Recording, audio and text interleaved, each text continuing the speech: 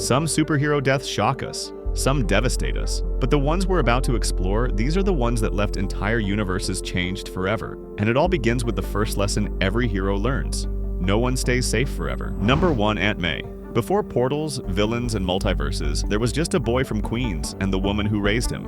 Aunt May wasn't a side character, she was Peter's compass, his reminder that kindness is a choice, not a weakness. Her death is tragic not because it's loud, but because it's quiet. A glider, a blast, a stumble, and then the line that's echoed through decades of storytelling, "With great power comes great responsibility." For the first time in the MCU, Peter learns the lesson the hard way, not from Uncle Ben, but from the person who believed in him the most. Her final breath becomes the moment he stops being a kid with powers and becomes Spider-Man. Her death isn't just a tragedy, it's the final piece of his origin. Number 2, Gwen Stacy. Some superhero deaths hurt because they were inevitable, and Gwen Stacy's is one of them. She wasn't Mary Jane. She wasn't a love interest written to be saved. She was brilliant, confident, stubborn, and brave, and she chose to be with Peter even knowing the danger. Her fall in The Amazing Spider-Man 2 is one of the most haunting scenes in superhero cinema. The slow motion, the clock tower, the hand reaching, the web firing like a hand, almost human, and then the quiet snap. Peter doesn't just lose Gwen, he loses the future he thought he was building. A life, a partner, a reason to believe Peter Parker could be happy.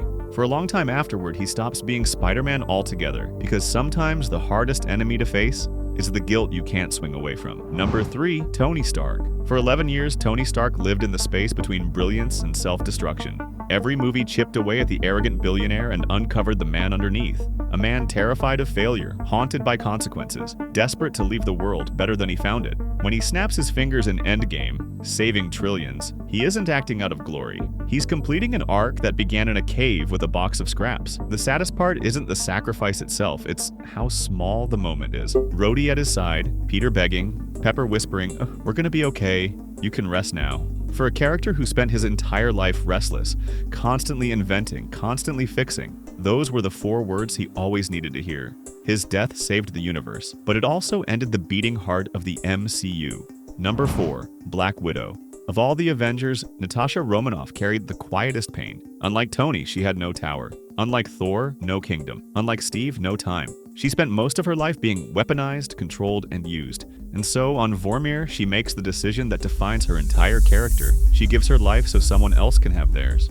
Her fall isn't about redemption, it's about agency. Finally choosing her own ending after a lifetime of being denied choices. Her death is heartbreaking because she dies believing the Avengers are her family, and knowing they'll live on because of her. Sometimes the greatest power a hero has is the ability to give others a second chance. Number 5, Loki.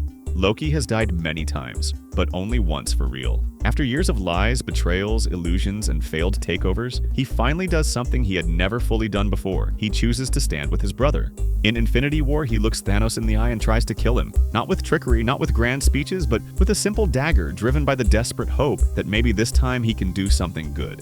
But Thanos sees right through him. He always has. His death is brutal, sudden, final, Thor screaming, the body dropping.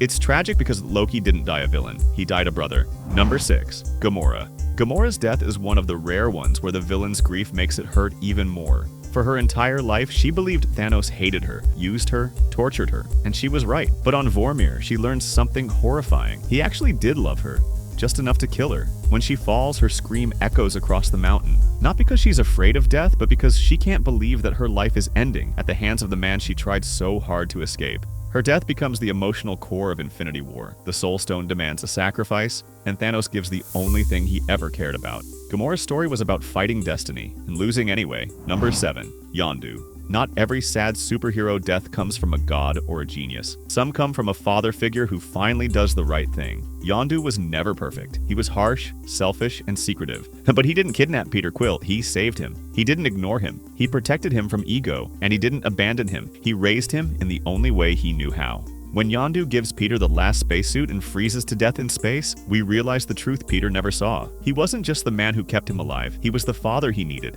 His funeral, the Ravagers returning, the fireworks lighting up the sky, cements his legacy as something bigger than a thief or a captain. He may have been rough, he may have been flawed, but he was family. Number 8, Logan. Superhero films rarely feel like elegies, but Logan is one long, slow goodbye. Wolverine had been the unstoppable one, the healing factor, the claws, the rage, but time catches up to everyone. In the film's final act, Logan faces a version of himself at his most violent, most primal, most uncontrollable. And he loses, but he dies not as a weapon, not as an X-Man, not as an experiment, but as a father, holding Laura's hand, finding peace in the one thing he never believed he deserved, love. His last words. So this is what it feels like. Hit harder than any death in the genre, because for the first time, Logan feels human. Number 9, Professor X. Charles Xavier was the dreamer, the believer, the professor who taught an entire generation of mutants that they weren't curses, they were miracles. In Logan, that dream is dying. Suffering from a degenerative brain disease, Charles becomes the greatest threat on Earth without meaning to.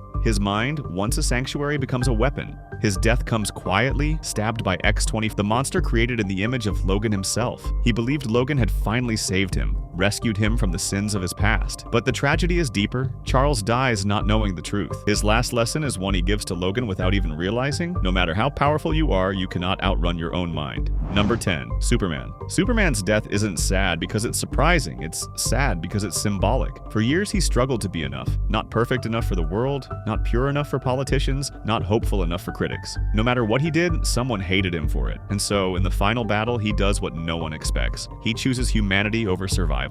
Killing Doomsday kills him too, but in that moment, he becomes what he was always meant to be. Not a god, not an alien, not a threat, but a man who loved the world enough to die for it. Lois holding him, Batman kneeling beside him, Wonder Woman watching the sunset. Superman's death isn't an ending. It's a reminder of what he was trying to be all along. Hope. Number 11, Rorschach. Not every sad superhero death comes from a noble sacrifice. Some come from unwavering conviction. Rorschach was uncompromising to the point of self-destruction. When he learns the truth about Ozymandias' plan, killing millions to save billions, he refuses to stay silent. He'd rather die than live with a lie, and so Dr. Manhattan vaporizes him, not out of anger, but necessity. The snow melts where he stood. The mask drops. The journal survives. Rorschach wasn't perfect. He wasn't even stable, but he was honest. Painfully, tragically honest. His death is sad because he dies believing that good men have no place in a broken world. Number 12. Vision. Vision was unique, a being born of science, magic, and infinity itself. Yet, in the end, his death is painfully human.